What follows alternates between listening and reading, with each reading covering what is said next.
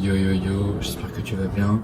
Alors aujourd'hui, je te fais cette petite vidéo parce que j'aimerais te parler de nutrition. Et parce qu'en fait, je vois plein d'idées reçues sur TikTok, sur les réseaux sociaux, qui sont pas forcément la meilleure chose à faire pour un débutant ou même confirmé. La première chose, c'est le total calorique. Il faut essayer de calculer son total calorique et surtout essayer de calculer sa maintenance. Alors, pour calculer sa maintenance, en fait, soit tu vas dans des sites qui calculent ton métabolisme basal, ton métabolisme de base, et tu te mets à ce taux de calories par jour. Et pour voir si tu perds du poids, c'est-à-dire que il faut que tu manges un peu plus. Et si tu prends pas de poids, t'es à la maintenance, tu as trouvé ta maintenance. Et si tu prends du poids, par contre, t'es juste trop haut. Du coup, il faut que tu baisses un peu pour arriver à ta maintenance. Donc là, je vais essayer de vous expliquer. J'ai fait quelques calculs. Alors, imaginons ta maintenance, c'est 2394. En sèche, tu vas être plutôt à 2100, 2000.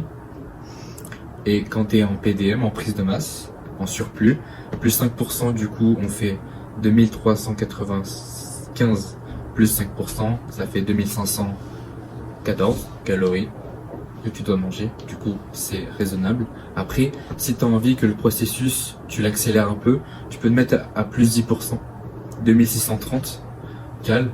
Comme ça, en plus, pour moi, je trouve que 2600 cal, c'est très bien pour manger tous les jours.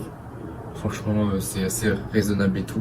Pour avoir cette maintenance haute, pour avoir une haute maintenance, un haut métabolisme, ben forcément, il faut dépenser.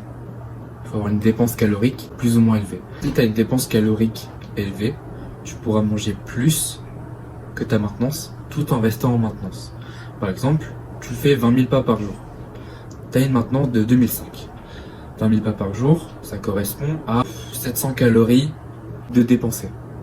Ben là, tu pourras manger 700 calories de plus pour arriver à ta maintenance.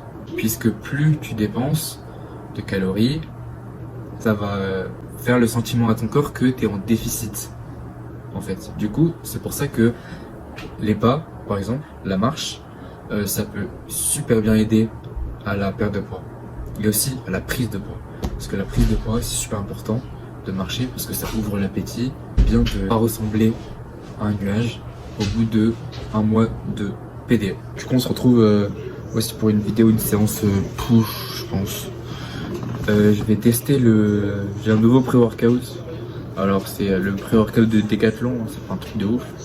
Je vais pas me foutre du Real Dust dans la rétine parce que je suis pas fan des pré-workouts avec beaucoup de caféine.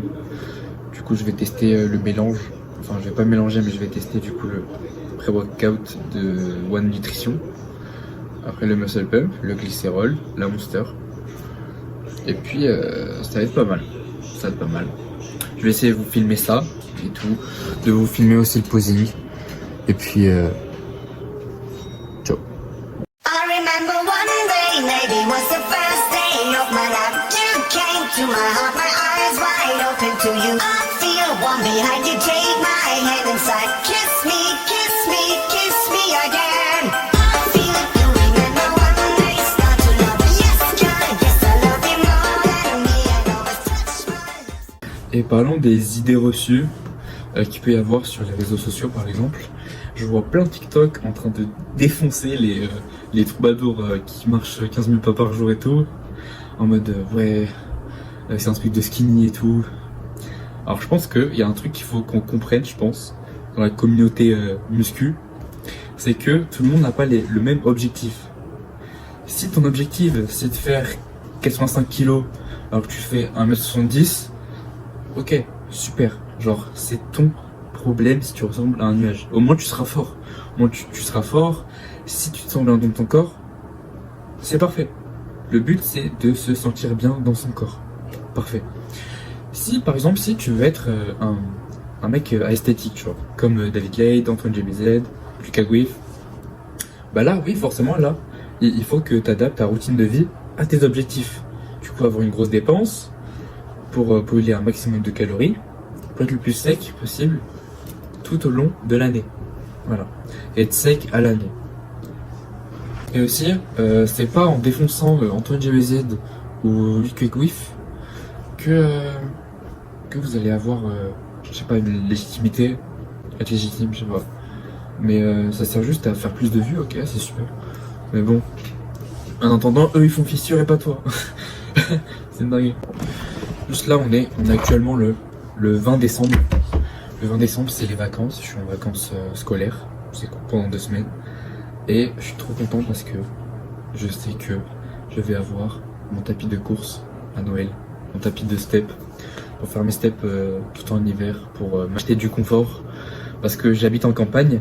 Et flemme de faire les steps quand il fait froid, sa mère dehors. Il n'y a rien à faire. Il n'y a que des vaches. C'est tout. Du coup, ok. Bon, voilà. Pas ouf. Du coup, c'est super cool. Je serai au chaud et tout, tranquille, en train d'écouter Énergie Trottoir. Ça, c'est cool. Et puis voilà. Du coup, en gros, je vais vous dire ce qu'il faut concrètement pour réussir en musculation. En gros du gros. En fait, c'est comme les pyramides de Eric Kent. C'est juste nutrition, total calorique, dépenses caloriques et entraînement, s'entraîner lourd, à l'échec ou proche de l'échec et souvent. C'est tout. Voilà. Et surtout, il faut que ce que vous faites comme cardio, ce que vous faites comme nutrition, comme diète et tout, il faut que ça vous plaise. Il faut que ça vous plaise et il faut que vous ayez la capacité de le faire sur une longue période. Ça s'appelle l'adhérence.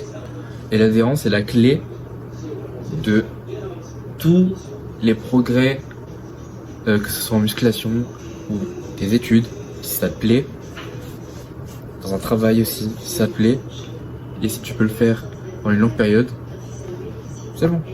Tu vas l'avoir ta win, tu vas l'avoir, forcément.